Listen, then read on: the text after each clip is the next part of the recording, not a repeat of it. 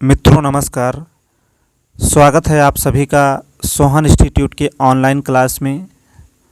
Institute पर आप सभी को सुपर टेट स्पेशल क्लास जो है लगातार दी जा रही है। आप सभी इसी प्रकार जो है इंस्टीट्यूट के साथ लगातार जुड़े रहें। आने वाली परीक्षा तक आप निश्चित ही बेहतर कर पाएंगे। और देखिए, एक जानकारी निकल कर आ रही है कि यूपी टेट का जो नोटिफिकेशन है हो सकता है कि अगस्त के महीने में आपको देखने को मिले। देखिए, यह कोई ऑफिशियल जानकारी नहीं है, ऐसी चर्चाएं जो हैं शुरू हो गई हैं। तो मैंने आपको पहले ही स्पष्ट कर दिया है कि यह कोई ऑफिशियल जानकारी नहीं है। हो सकता है कि अगस्त के महीने में आपको यूपी टेट का नोटिफिकेशन देखने को मिले। और अगर यूपी टेट का नोटिफिकेशन अगस्त के महीने में आता है तो जाहिर सी बात है अक्टूबर या नवंबर के महीने तक जो है यूपी टेट का रिज़ल्ट भी आ जाएगा। और हो सकता है इस वर्ष के अंत में अर्थात दिसंबर के अंत तक जो है आपको एक बड़ी और एक नई शिक्षक भर्ती देखने को मिल सकती है। हालांकि इस संबंध में कहना अभी ठीक नहीं है। जो जानकारी निकल कर आ रही है मैं आपको वही दे रहा हूं, लेकिन यह कोई ऑफिशियल जो है जानकारी नहीं है। चलिए आज के सेशन की हम लोग शुरुआत करेंगे। पहला प्रश्न देखिए, भूगोल के लिए जियोग्राफिका शब्द का प्रयोग जो है सर्वप्रथम किसने किया? उत्तर आप देखिए सभी लोग करते चलेंगे। आपके ऑप्शन में दिया है हिकैटियस, हेरोडोट्स, इरेटोस्थनीज या फिर हिप्पार्कस। देखिए, यहाँ आपसे पूछ रहा है कि भूगोल के लिए जियोग्राफिका शब्द का प्रयोग जो है सर्वप्रथम किसने किया। देखिए, भूगोल को एक अलग अध्ययन शास्त्र के रूप में स्थापित करने का श्रेय किसे जाता है तो इरेटोस्थनीज को। और भूगोल के लिए जियोग्राफिका शब्द का प्रयोग भी किसने किया? इरेटोस्थनीज ने। तो देखिए, आपका जो सही जवाब होगा ऑप्शन नंबर सी यहाँ पर जो है सही हो जाएगा। लेकिन देखिए, भूगोल का जनक माना जाता है हिकैटियस को। चलिए, हमने आपको बताया कि भूगोल को एक अलग अध्ययन शास्त्र के रूप में स्थापित करने का श्रेय जाता है इरेटोस्थनीज को।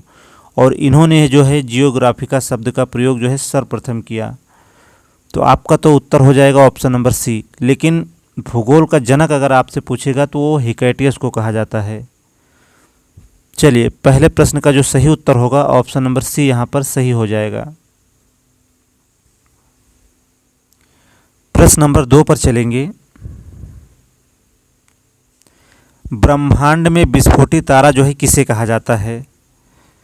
धूमकेतु को, उल्का को, लुब्धक को या फिर अभिनव तारा को?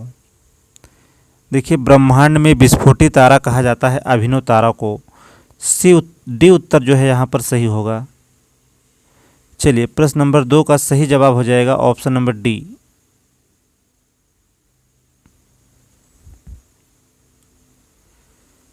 आगे चलेंगे। वे कौन से वैज्ञानिक थे जिन्होंने सर्वप्रथम खोज की कि पृथ्वी जो है सूर्य के चारों ओर घूमती है? चलिए, आपको बताना है वे कौन से वैज्ञानिक हैं जिन्होंने सर्वप्रथम यह बताया कि पृथ्वी जो है सूर्य के चारों ओर घूमती है। आपके ऑप्शन ए में दिया है न्यूटन, बी में दिया है डाल्टन, सी विकल्प में दिया है कोपरनिकस और डी में दिया है आइंस्टीन। देखिए, सर्वप्रथम कोपरनिकस ने खोज की कि पृथ्वी जो है सूर्य के चारों ओर घूमती है। इसलिए आपको जो सही उत्तर हो जाएगा ऑप्शन नंबर सी कोपरनिकस।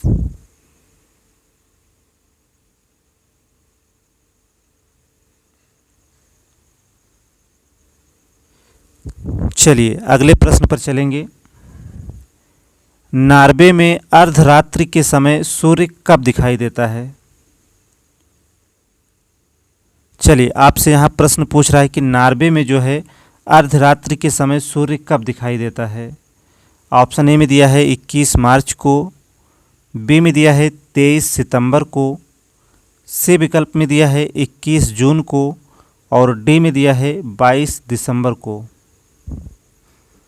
चलिए, उत्तर करते चलेंगे आप सभी लोग। और देखिए, जो मित्र नए हैं चैनल पर, चैनल को सब्सक्राइब कर लें और अपने मित्रों में भी जो है क्लास को ज़्यादा से ज़्यादा आप सभी शेयर करें।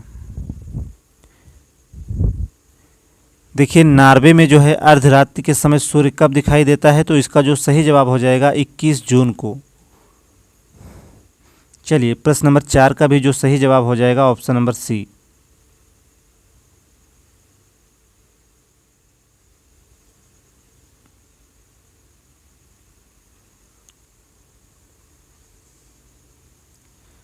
प्रश्न नंबर 5 पर चलेंगे।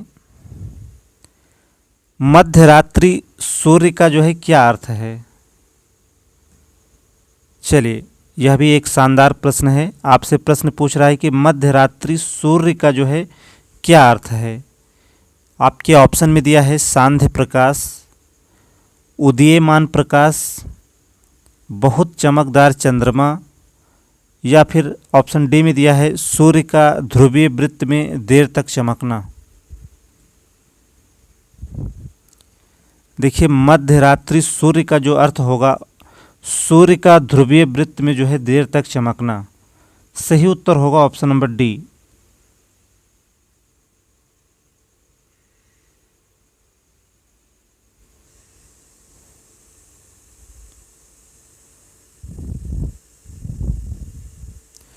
चलिए आगे बढ़ेंगे, प्रश्न नंबर 6 पर चलेंगे। भारतीय उपमहाद्वीप मूलतः जो है एक विशाल भूखंड का भाग था, जिसे कहते हैं। चलिए आपको बताना है कि भारतीय उपमहाद्वीप जो है मूलतः एक विशाल भूखंड का भाग था, इसको क्या कहते हैं। ऑप्शन ए में दिया है जुरैसिक भूखंड, बी में दिया है आर्यावर्त, सी में दिया है इंडियाना, और डी विकल्प में दिया है गोंडवाना लैंड। चलिए वर्तमान में यह जो है गोंडवाना लैंड का भूभाग है। आपका सही जवाब होगा ऑप्शन नंबर डी।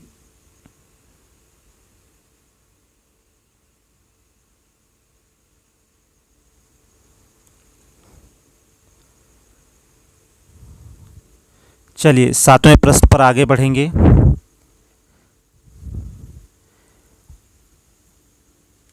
प्रश्न नंबर 7 देखिए, भारत कितने प्रादेशिक प्रदेशों में विभाजित है। ऑप्शन ए में दिया है 4, बी में दिया है 3, सी विकल्प में दिया है 5 और डी में दिया है 6। देखिए उच्चावच के आधार पर अगर बात करें तो भारत को 4 भौतिक प्रदेशों में बांटा गया है। पहला देखिए उत्तर का पर्वतीय प्रदेश, दूसरा देखिए उत्तर का जो है विशाल मैदान, और तीसरा देखिए दक्षिण का जो है पठारी या प्रायद्वीपीय क्षेत्र, चौथा देखिए समुद्र तटीय क्षेत्र। तो हमने आपको बताया कि उच्चावच के आधार पर भारत को 4 भौतिक प्रदेशों में बांटा गया है। पहला हमने आपको बताया कि उत्तर का पर्वतीय प्रदेश, दूसरा उत्तर का विशाल मैदान, तीसरा दक्षिण का पठारी प्रायद्वीपीय क्षेत्र, और चौथा और अंतिम है समुद्र तटीय क्षेत्र। तो देखिए यहाँ आपसे पूछ रहा था कि भारत को कितने प्रादेशिक प्रदेशों में विभाजित किया गया है, तो इसका जो सही उत्तर हो जाएगा ऑप्शन नंबर ए, 4 भौतिक प्रदेशों में जो है बांटा गया है। आपसे यह भी प्रश्न पूछता है किसके आधार पर, तो आपका उत्तर होगा उच्चावच के आधार पर। चलिए ए उत्तर जो है यहाँ पर सही हो जाएगा।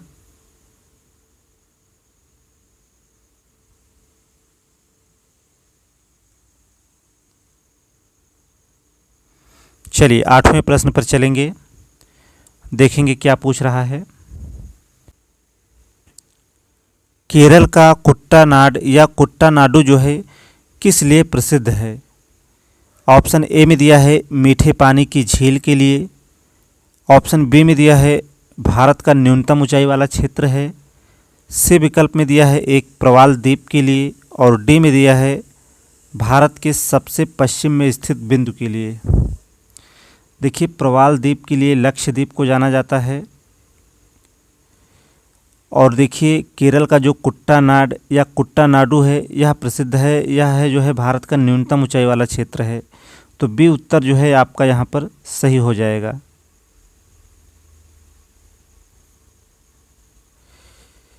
अगले प्रश्न पर चलेंगे। हिमालय की रचना समांतर वलय श्रेणियों से हुई है। आपसे पूछ रहा है कि इसकी जो है प्राचीनतम श्रेणी जो है कौन सी है। ऑप्शन ए में दिया है शिवालिक श्रेणी, बी में दिया है निम्न हिमालय, सी में दिया है बृहत हिमालय, और डी में दिया है धौलाधर श्रेणी।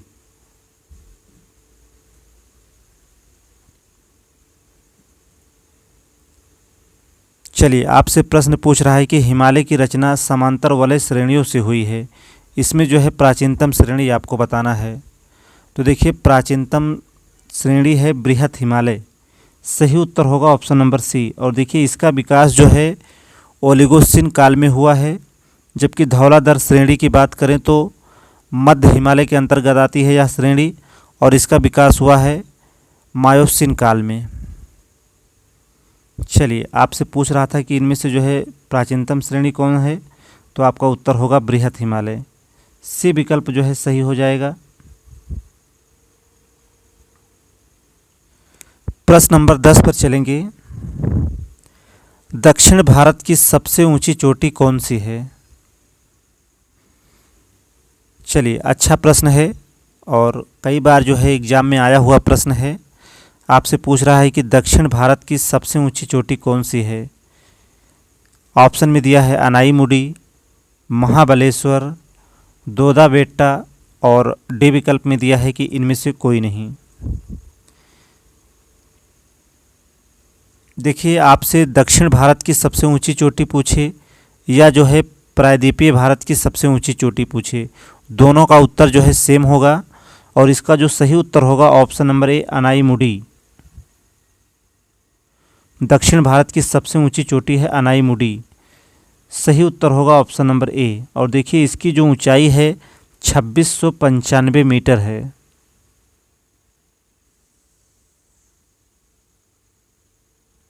चलिए, इसकी जो ऊंचाई है 2695 मीटर है। ए विकल्प जो है यहाँ पर सही हो जाएगा। चलिए, प्रश्न नंबर 11 पर चलेंगे।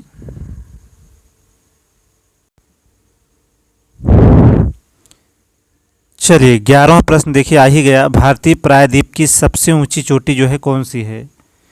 इसकी चर्चा देखिए अभी हमने की कि भारतीय प्रायद्वीप की जो है सबसे ऊंची चोटी जो है अनाईमुडी है, जिसकी ऊंचाई जो है 2695 मीटर है।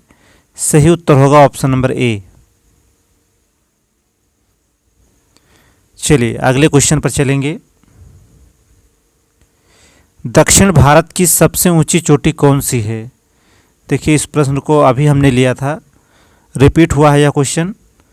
देखिए, दक्षिण भारत की सबसे ऊंची चोटी जो है अनाईमुडी है। अभी हमने बताया दक्षिण भारत की सबसे ऊंची चोटी पूछिए या फिर प्रायद्वीपीय भारत की सबसे ऊंची चोटी पूछिए, दोनों का उत्तर जो है सेम होगा, अनाईमुडी। चलिए, रिपीटेड क्वेश्चन था। प्रश्न नंबर 13 पर चलेंगे। निम्न में से कौन जो है एक कर्नाटक, केरल एवं तमिलनाडु राज्यों के मिलन स्थान पर स्थित है? चलिए, आपको बताना है कि इनमें से जो है कौन जो है एक कर्नाटक, केरल एवं तमिलनाडु राज्यों की मिलन स्थल पर जो है स्थित है। ऑप्शन ए में दिया है अन्नामलाई पहाड़ी, बी में दिया है पालनी पहाड़ियाँ, सी विकल्प में दिया है नंदी पहाड़ियाँ, और डी में दिया है नीलगिरी पहाड़ियाँ। चलिए, इसका जो सही उत्तर हो जाएगा ऑप्शन नंबर डी, नीलगिरी पहाड़ियाँ जो है कर्नाटक, केरल और तमिलनाडु की सीमा पर स्थित है। सही उत्तर होगा option number D.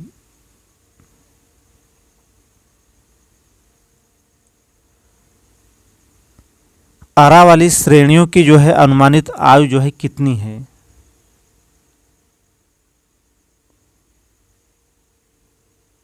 Option A में दिया है 370 मिलियन वर्ष, बी में दिया है 470 मिलियन वर्ष, सी में दिया है 570 मिलियन वर्ष, और डी में दिया है 670 मिलियन वर्ष।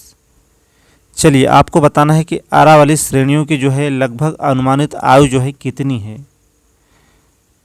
देखिए, आरावली श्रेणियों की जो अनुमानित आयु की बात करें तो लगभग जो है 570 मिलियन वर्ष जो है इसकी अनुमानित आयु है। सही उत्तर होगा ऑप्शन नंबर सी।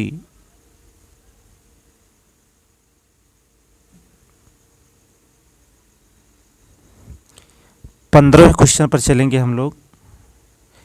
उत्तर भारत में उप हिमालय क्षेत्र के सहारे फैले समतल मैदान को क्या कहा जाता है? चलिए, आपको बताना है कि उत्तर भारत में उप हिमालय क्षेत्र के सहारे फैले समतल मैदान को क्या कहा जाता है? ऑप्शन ए में दिया है तराई, बी में दिया है दून, सी विकल्प में दिया है खादर और डी में दिया है भाबर। चलिए आपको बताना है कि उत्तर भारत में उप हिमालय क्षेत्र के सहारे फैले जो समतल मैदान को जो है क्या कहा जाता है? तो देखिए इसको जो है भाबर कहा जाता है। सही उत्तर होगा ऑप्शन नंबर डी। चलिए 15 महत्वपूर्ण क्वेश्चन थे। आप सभी देखिए लगातार मेहनत करते रहें और देखिए प्रैक्टिसेस को जो है लगातार आप लोग रिवाइज करते रहें। भर्ती तो देखिए आना है, ज़रूर आएगी, लेकिन आप लोग समय रहते जो है अपनी तैयारी सुनिश्चित करें और लगातार अगर आप लोग अभ्यास करेंगे तो निश्चित ही आपके ज्ञान में जो है अभूतपूर्व वृद्धि होगी। चलिए आज का जो सेशन है यहीं पर जो है रोकेंगे। क्लास में लगातार बने रहने के लिए आप सभी मित्रों का बहुत बहुत धन्यवाद।